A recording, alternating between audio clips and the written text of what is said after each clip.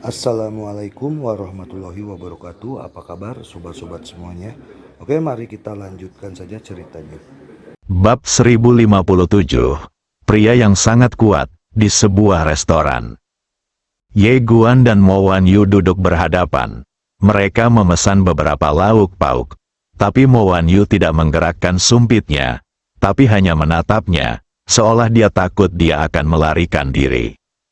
Ye Guan tersenyum dan berkata, "Perhatikan apa yang aku lakukan." Mo Wan Yu berkata dengan lembut, "Saya pikir kamu tidak akan pernah kembali." Ye Guan berkata dengan hangat, "Kamu di sini? Bagaimana mungkin aku tidak kembali?" Mendengar ini, sentuhan kelembutan tiba-tiba muncul di antara alis Mo Wan Yu. Ye Guan mengambilkan udang untuknya dan berkata, "Bagaimana latihanmu?" Mo Wan Yu berkata dengan bangga, "Saya sekarang adalah guru di galaksi Cholege, guru termuda." Ye Guan tertawa, "Luar biasa, Mo Wan Yu berkedip, dibandingkan dengan para ahli top di duniamu. Seberapa jauh aku tertinggal?" Ye Guan berkata dengan serius, 100 juta poin. Mo Wan Yu memutar matanya ke arahnya, "Aku percaya padamu." Ye Guan tertawa, "Saya harus mengatakan bahwa dia lebih menyukai kehangatan di sini di Bima Sakti daripada pertempuran dan pembunuhan di luar." Mo Wan Yu tiba-tiba bertanya, "Kapan kamu berangkat?" Ye Guan berpikir sejenak dan kemudian berkata, "Segera." Oh, Mo Wan Yu menundukkan kepalanya dan makan tanpa berkata apa-apa lagi. Ye Guan mengulurkan tangan untuk memegang tangannya dan berkata dengan lembut, "Aku harus berjuang keras akhir-akhir ini, jadi aku akan sangat sibuk." Mo Wan Yu dengan cepat mengangkat kepalanya untuk melihatnya dan berkata dengan gugup, "Apakah itu berbahaya?" Ye Guan mengangguk, "Bahaya." Mo Wan Yu memegang tangannya erat-erat, matanya penuh kekhawatiran, dan dia ragu-ragu untuk berbicara. Ye Guan menghiburnya, "Jangan khawatir, jika kamu tidak bisa mengalahkannya, aku masih bisa berlari lebih cepat darinya." Mo Wan Yu terdiam beberapa saat lalu tiba-tiba tersenyum, "Kalau begitu aku akan menunggumu di sini." Ye Pian mengangguk. Setelah keduanya mengobrol sekitar setengah jam, Ye Guan meninggalkan cincin untuk Mo Wan Yu, lalu berdiri dan meninggalkan restoran. Setelah Ye Guan pergi, Mo Wan Yu duduk di sana untuk waktu yang lama. Begitu dia meninggalkan restoran, Ye Guan melihat seorang wanita yang dikenalnya. Wanita itu mengenakan gaun ungu dan terlihat sangat cantik. Itu adalah Xuan Yuanling. Melihat Ye Guan, Xuan Yuanling sedikit terkejut, lalu berkata, "Kamu?" Ye Guan tersenyum, "Nona Xuan Yuanling, sudah lama tidak bertemu." Xuan Yuanling berkata dengan suara gemetar, "Ya, lama tidak bertemu." Ye Guan Dao, "Apakah kamu di sini untuk menemui Wan Yu? Dia ada di dalam." Saat Xuan Yuanling hendak mengatakan sesuatu, Ye Guan berkata lagi, "Nona Xuan Yuanling, saya masih memiliki beberapa hal untuk disibukkan, jadi saya akan pergi sekarang. Sampai jumpa lagi." Setelah mengatakan itu, dia mengeluarkan naring dan meletakkannya di tangan Xuan Yuanling, lalu mengambil satu langkah ke depan dan orang itu menghilang. Xuan Yuanling tercengang saat melihat Ye Guan menghilang. Saat berikutnya, air mata mengalir dari matanya. Di sebuah ruangan, Suzy, yang sedang sibuk, sepertinya merasakan sesuatu, dan tiba-tiba mendongak. Melihat Ye Guan, Suzy merasa seperti disambar petir, dan kepalanya menjadi kosong. Ye Guan menghampirinya dan tersenyum, "Ada apa?" Suzy gemetar, bukankah ini mimpi?" Ye Guan mencubit pipinya dengan lembut, dan rasa sakit memberitahunya bahwa ini bukan mimpi. Dia segera melemparkan dirinya ke pelukan Ye Guan dan berkata dengan suara gemetar, kamu pria yang kejam. Kupikir kamu tidak akan pernah kembali. Ye Guan dengan lembut memegang pinggang Suzy dengan kedua tangannya dan berkata dengan lembut, bagaimana bisa? Suzy memeluknya erat. Air mata terus mengalir dari matanya. Tidak ada kabar dari Ye Guan sejak perpisahan terakhir. Dia mengira Ye Guan telah melupakannya, tapi dia tidak menyangka Ye Guan akan tiba-tiba muncul. Ye Guan tidak tinggal lama, dan pergi setelah meninggalkan ratusan juta keturunan. Meskipun dia juga ingin tinggal lebih lama, ada hal yang lebih penting yang menunggunya untuk dilakukan, dan sekarang bukan waktunya untuk kasih sayang keluarga. Saat dia meninggalkan galaksi, dia berakhir di ruangan tempat saudara perempuan kandungnya pernah tinggal. Semuanya di sini seperti sebelumnya. Hanya saja wanita yang suka menulis buku itu sudah tidak ada lagi. Adik sejati, Ye Guan dengan lembut menyentuh meja di depannya, dan pemandangan dari masa lalu terus membanjiri pikirannya. Ye Guan berbisik, saudari Zhen, tunggu aku. Setelah mengatakan itu, dia berbalik dan langsung menghilang. Segera, Ye Guan muncul di depan percikan api.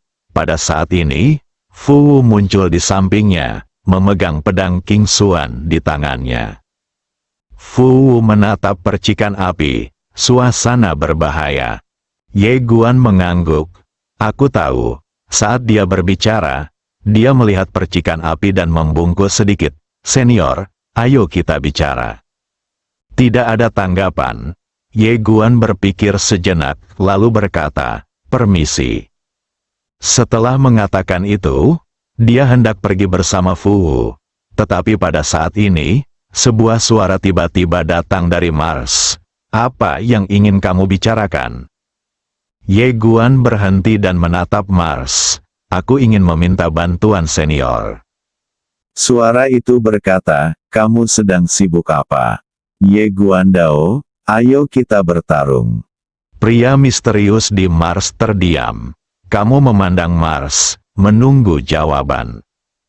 Pria misterius itu tiba-tiba berkata, maaf, saya tidak bisa pergi dari sini.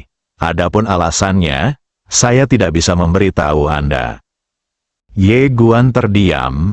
Pria misterius itu berkata lagi, siapa yang ingin membunuhmu, Tuan Penadao Agung, atau Tuan Jing, atau si jahat? Ye Guan menggelengkan kepalanya. Tidak ada satupun. Pria misterius itu berkata dengan sungguh-sungguh, tidak. Kalau begitu datanglah kepadaku. Tahukah kamu kekuatanku? Aku sangat mampu. Kamu Guan? Pria misterius itu tersenyum dan berkata, kalian masih tidak tahu apa-apa tentang seluruh alam semesta. Ye Guan sedikit bingung. Apa maksudmu, senior? Orang misterius itu berkata, saya dapat memberitahu Anda hal ini, kecuali keluarga Anda sendiri.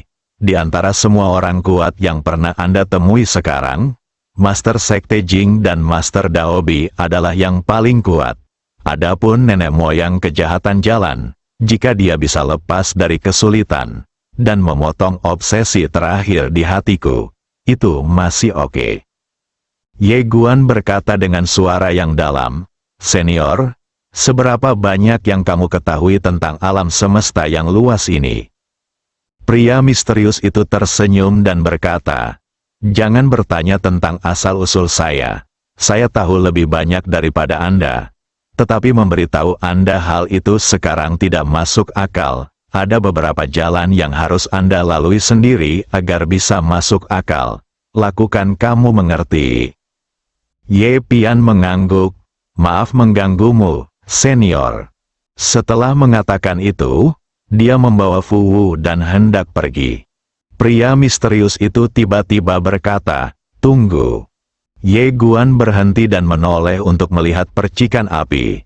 Setelah hening beberapa saat, pria misterius itu berkata, anak muda, jangan terlalu cemas. Aku tidak bilang aku tidak akan membantumu. Ye Guan buru-buru bertanya, senior, apakah kamu bersedia keluar? Pria misterius itu berkata, "Saya benar-benar tidak bisa pergi dari sini, tapi saya bisa memberi Anda seorang penolong." Tepat ketika Ye Guan bingung, api tiba-tiba keluar dari percikan api, dan saat berikutnya, raksasa api muncul di depan Ye Guan. Pria misterius itu berkata, "Ini adalah boneka api yang aku sempurnakan sendiri. Dari segi kekuatan, tidak sebaik gadis di sebelahmu, tapi tidak ketinggalan terlalu jauh." Fu Wu melirik raksasa api itu dan tidak berkata apa-apa. Ye Guan memandangi raksasa api itu. Raksasa api itu tinggi, tingginya puluhan kaki, dengan nyala api yang menyala-nyala di matanya, terutama anggota tubuhnya, yang seperti pilar, memancarkan kekuatan ledakan. Sekilas ini sangat tidak biasa. Ye Guan buru-buru berkata, "Senior, berapa banyak prajurit api yang kamu miliki?" Pria misterius itu berkata, "Hanya satu." Ye Guan Dao, "Bisakah kamu berlatih beberapa kali lagi?" Pria misterius itu berkata dengan suara yang dalam, "Apakah menurut Anda saya menjual grosir?" Ye Guan San tersenyum. Dia menerima raksasa api itu ke dalam menara kecil, dan kemudian berkata, "Saya tahu bahwa senior membantu saya demi keluarga saya. Tidak peduli apa, saya, Ye Guan, akan mengingat hal ini. Kemarilah, ini akan dilaporkan setiap hari." Pria misterius itu berkata, "Kamu salah. Alasan kenapa aku membantumu kali ini murni karena kamu. Sejujurnya, kamu tidak ingin bergantung pada keluargamu untuk mengatasi kesulitan kali ini. Aku cukup terkejut tentu saja. Yang lebih penting, ya, memberi Anda raksasa api hanyalah hal yang sangat kecil bagi saya. Jadi Anda tidak perlu mengingatnya." Ye Guan tersenyum dan berkata, "Bagi para senior, ini adalah hal yang sangat kecil. Tetapi bagi para junior sekarang, ini adalah bantuan yang sangat besar. Tidak peduli apa, bantuan para senior akan diingat oleh para junior. Itu akan menjadi dilaporkan setiap hari." Pria misterius itu berkata, "Saya berharap Anda berhasil mengatasi kesengsaraan." Ye Guan menyilangkan tinjunya dan berkata, "Selamat tinggal." Setelah mengatakan itu, dia berbalik dan pergi bersama Fu Wu. Setelah Ye Guan dan Fu Wu pergi, pria misterius di Mars tiba-tiba berbisik, "Apakah kamu akhirnya menemukan jalanmu yang sebenarnya? Itu tergantung apakah kamu benar-benar bisa keluar darinya." Ye Guan membawa Fu Wu ke langit berbintang yang luas. Ye melihat sekeliling, dan kemudian berkata, "Tuan Dao Brush." Tidak ada tanggapan. Ye Guan Dao, "Dasi tua, aku tahu kamu bisa mendengarku. Keluarlah dan ayo kita bicara." Masih tidak ada tanggapan. Setelah Ye Guan terdiam beberapa saat, dia menghela nafas dengan suara rendah. "Tidak apa-apa, senior, jika kamu tidak ingin bicara, lupakan saja." Setelah mengatakan itu, dia membawa Fu Wu dan hendak pergi. Klik, pada saat ini, suara robekan ruang dan waktu tiba-tiba terdengar dari lapangan. Dan kemudian, seorang pria perlahan berjalan keluar tidak jauh dari Ye Guan. Orang yang datang tidak lain adalah Master Da Dao Pen. Saat ini, pemilik Avenue Pen terlihat sangat gelap. Ye Guan tersenyum dan berkata, "Senior, sudah lama tidak bertemu." Pemilik Da Dao Pen berkata pelan, "Apakah ada yang salah?" Ye Guan berkata dengan serius, "Senior, apakah kamu lupa bahwa kita pernah membentuk aliansi sebelumnya? Dan kita juga berurusan dengan sekte masa lalu bersama-sama. Apakah kamu masih ingat?" Pemilik pena jalan itu menatapnya. "Apa yang akan kamu lakukan?" Ye Guan berkata dengan serius, "Bantu aku bertarung." Master Da Dao Pen langsung menggelengkan kepalanya, "Jangan berkelahi." Wajah Ye Guan menjadi gelap. Pemilik Da Dao Pen berkata lagi, "Saya bukan preman. Apa gunanya berkelahi?" Ye Guan Dao, senior, Pernahkah Anda mendengar tentang Kaisar Banyak Dao? Pemilik Dao Pen memandangnya dan tidak berkata apa-apa. Ye Guan terdiam. Pemilik Dao Pen berkata, "Jika tidak ada yang lain, saya akan pergi." Ye Guandao, tuanku tak berkata bahwa kamu pasti memiliki konspirasi. Jadi dia membujukku berkali-kali untuk meminta bibiku membunuhmu. Tapi aku sangat percaya padamu, senior, dan menurutku kamu bukan orang seperti itu. Sungguh, aku sangat mempercayaimu, senior. Xiao Ta, pemilik Dao Pen menatapnya, wajahnya pucat. Bab 1058, Bocah Pembunuh Naga. Setelah menatap Ye Guan beberapa saat, pemilik Dao Pen menghela nafas dengan suara rendah. "Kamu harus masuk akal, kan?" Dia juga membuat pusing pria di depannya. Dia tidak bisa memukul atau memarahinya. Dia seperti leluhur. Ye Guan berkata dengan serius, "Senior, bukankah kita bersenang-senang bekerja sama sebelumnya? Kita berdua bergabung dan melihat seluruh alam semesta. Siapa lawan kita?" Pemilik Dao Brush memandangnya dengan tenang dan tidak berkata apa-apa. Ye Guan juga sakit kepala. Orang ini agak sulit dibodohi. Xiao Ta juga berkata, "Orang ini sangat pintar. Bahkan jika ayahmu datang ke sini, kamu mungkin tidak bisa membodohinya. Sebaiknya kamu tulus padanya." Ye Dian mengangguk. Menghadapi pria ini, dia hanya bisa menanggapi dengan emosi dan alasan. Fu Wu melirik pemilik Dao Pen dan tidak berkata apa-apa. Tapi selama Ye Guan memandangnya, dia akan siap menghunus pedangnya kapan saja. Seolah merasakan niat membunuh Fu Wu yang tak terlihat, pemilik Dao Brush meliriknya dan mengerutkan kening. Kenapa pria ini selalu dikelilingi oleh wanita jahat? Ye Guan tiba-tiba berkata, "Senior, mari kita negosiasikan persyaratannya." Pemilik Dao Pen memandang Ye Guan. "Apa syaratnya?" Ye Guandao, "Jika kamu bersedia membantu, aku berhutang budi padamu, oke?" Pemilik Dao Pen memandangnya dan tidak berkata apa-apa. Ye Guandao, "Dua baik-baik saja." Pemilik pena Dao berkata pelan, "Ayahmu berhutang budi padamu dan tidak pernah membayarnya kembali." Setelah mengatakan itu, nadanya menjadi lebih serius. "Tidak pernah." Wajah Ye Guan tiba-tiba menjadi gelap. Ayah merusak reputasinya. Pemilik Dao Pen tiba-tiba berkata, "Apakah Anda ingin mengandalkan kekuatan dan koneksi Anda sendiri untuk menyelesaikan masalah kali ini?" Ye Guan mengangguk. Pemilik Dao Pen berpikir sejenak, lalu berkata, "Sebenarnya saya sedikit terkejut, karena seringkali saya merasa dunia akan segera memiliki raja pelindung. Saya tahu ayah dan bibimu tidak peduli sama sekali. Jika Anda bisa menjadi tak terkalahkan sendiri, itu bagus. Jika Anda tidak bisa, yang terbaik adalah mereka bahagia. Tapi yang jelas, Anda tidak ingin menjadi raja pendukung." Ye Dian mengangguk. "Saya ingin berubah." Pemilik Dao Pen menatap Ye Guan. "Saya tidak dapat membantu Anda." Ye Guan bingung. "Kenapa?" Pemilik Dao Pen berkata, "Karena itu tidak ada hubungannya dengan saya."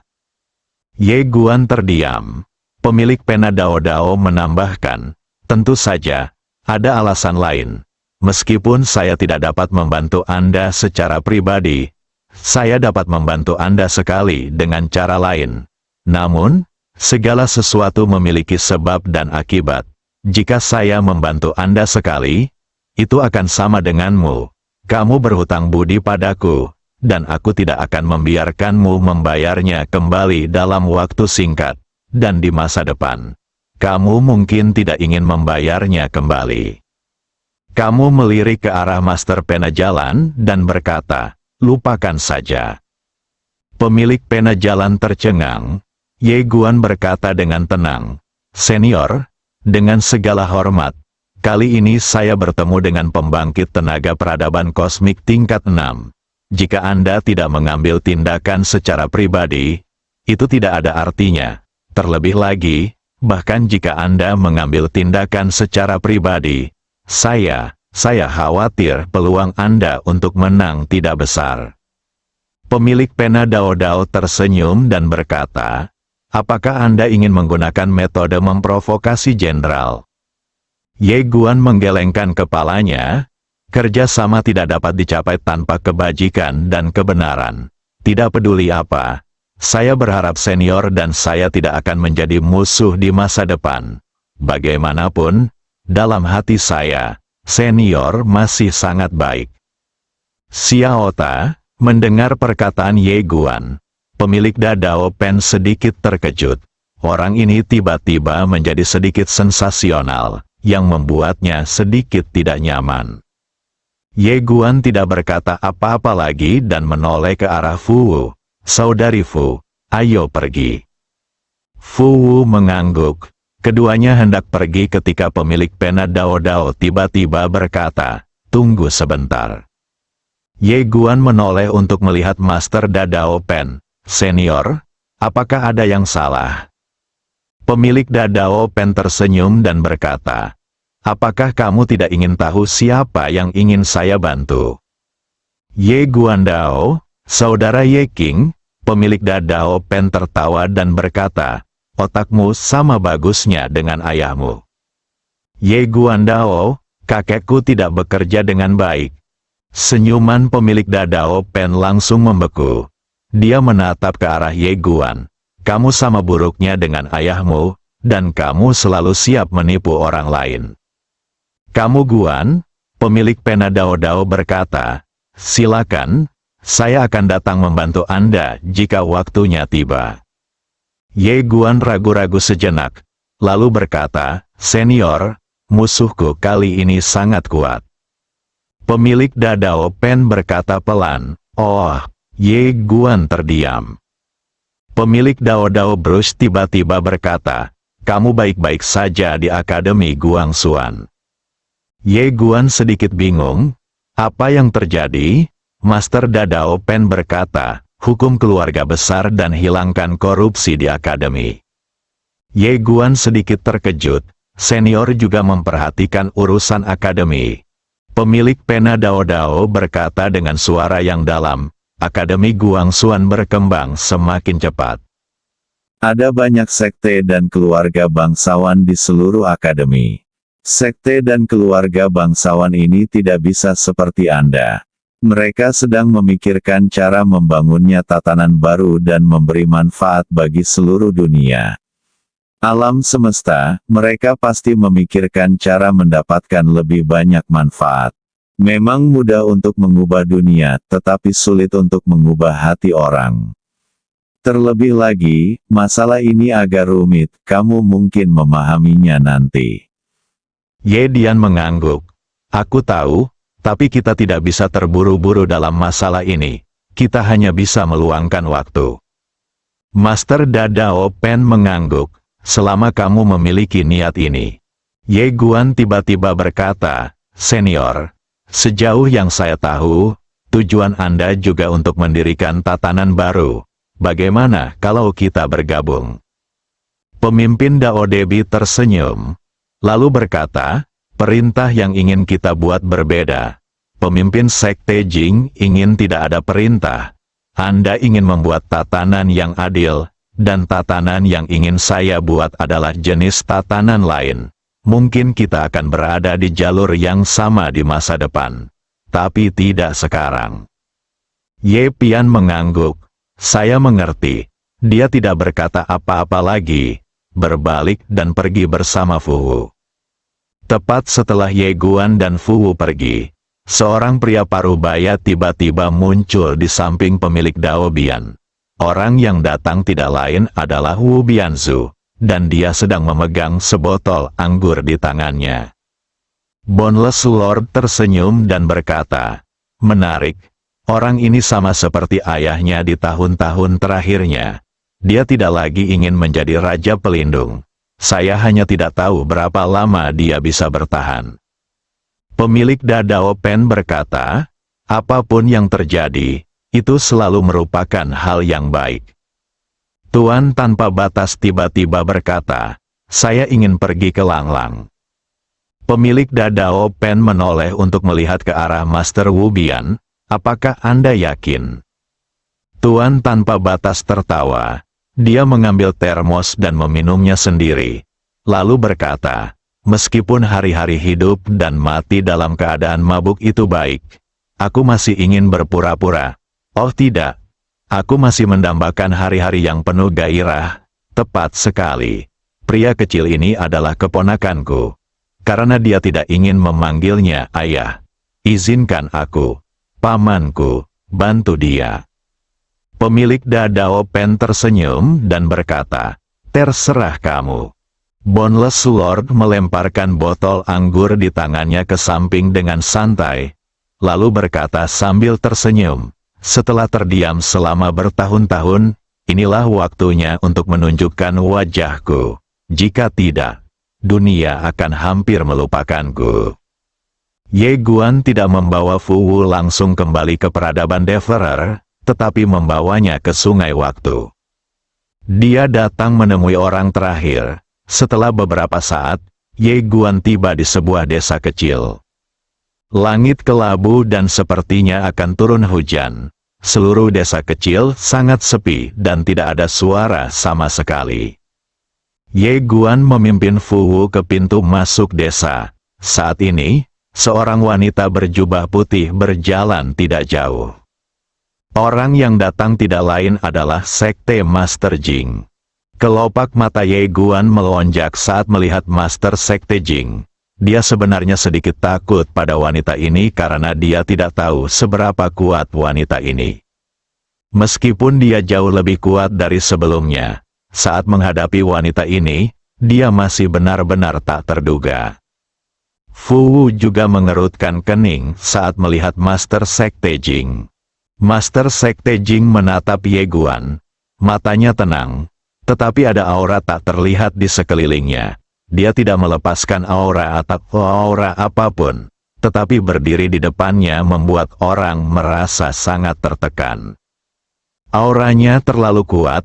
Ye Guan menenangkan diri dan mengepalkan tinjunya, senior. Pemimpin Sekte Jing hanya menatapnya dan tidak berkata apa-apa. Ye Guan langsung ke intinya, senior, yang saya inginkan adalah membangun alam semesta yang teratur. Tetapi Anda menginginkan alam semesta yang teratur. Baik itu teratur atau tidak, kami tidak pernah berpikir untuk menghancurkan seluruh alam semesta. Tapi sekarang, seseorang ingin untuk menyempurnakan miliaran makhluk di seluruh alam semesta menjadi alat waktu. Setelah mengatakan ini, dia menatap wanita di depannya dan melihat bahwa matanya masih setenang air. Dan dia tiba-tiba menghela nafas dalam hatinya. Dia tahu tidak ada peluang. Tentu saja, dia tidak memiliki banyak harapan ketika dia datang ke sini. Dia hanya ingin berbicara dengan pihak lain. Jika dia bisa mengubah musuh menjadi teman, itu bagus. Tapi sekarang sepertinya tidak ada peluang. Ye Guan tidak berkata apa-apa lagi, berbalik dan pergi bersama Fu Wu. Master Sekte Jing tiba-tiba berkata, apakah Anda mengerti apa itu perintah? Ye Guan berhenti dan menoleh untuk melihat Master Sekte Jing. Master Sekte Jing menatapnya. Apa yang disebut perintah itu adalah semacam hak. Jika Anda membuat tatanan baru, melihat keseluruhan sejarah, tatanan ini pada akhirnya akan terjadi, berubah menjadi perbudakan. Sebuah alat bagi miliaran makhluk. Dunia ini tidak berubah sejak zaman kuno. Ye Guan mengangguk. Aku tahu, tapi bisakah kita berhenti melakukannya ketika kita tahu hasil akhirnya? Sama seperti di dunia sekuler, semua orang tahu bahwa mereka pada akhirnya akan mati. Tetapi mereka akan tetap berjuang, dan pergi. Jadikan hidupmu lebih baik bermakna, senior. Dalam banyak kasus, proses lebih penting daripada akhir. Tentu saja, saya tahu bahwa kekuatan saya saat ini rendah. Jadi apa yang saya katakan tidak ada pengaruhnya bagi Anda, Tuan Jing. Tetapi saya percaya itu suatu hari nanti, kita bisa berbicara secara setara. Setelah mengatakan itu, dia tidak mengatakan apa-apa lagi dan langsung menghilang dari tempat itu bersama Fu Hu.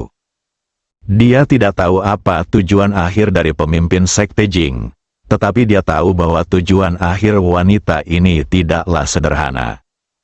Setelah Ye Guan dan Fu Wu pergi, pemimpin Sekte Jing perlahan berjalan ke kursi malas. Dia turun, perlahan menutup matanya, dan berbisik, perintah, tidak bersalah. Caranya adalah dengan mengikuti kata-katanya. Jalan utamanya adalah kekacauan. Kalau ada keteraturan dulu lalu rusak, itulah kekacauan yang sebenarnya. Di jalan yang luas ini, dia dan Ye Guan adalah pertarungan sesungguhnya untuk jalan tersebut. Tentu saja, ada juga ahli pena jalan. Jika perintah Ye Guan benar-benar dapat didukung oleh seluruh alam semesta, maka dia tidak dapat melanggarnya. Jika tatanannya mulai rusak dan mulai memperbudak semua makhluk hidup, maka tatanannya akan menjadi batu loncatannya. Tentu saja, baginya, semua ini tidak penting. Pemimpin Sekte Jing tiba-tiba membuka matanya perlahan dan melirik ke ujung sungai waktu yang panjang, dan berkata dengan lembut, pemuda yang membunuh naga pada akhirnya akan menjadi naga jahat. Bersambung.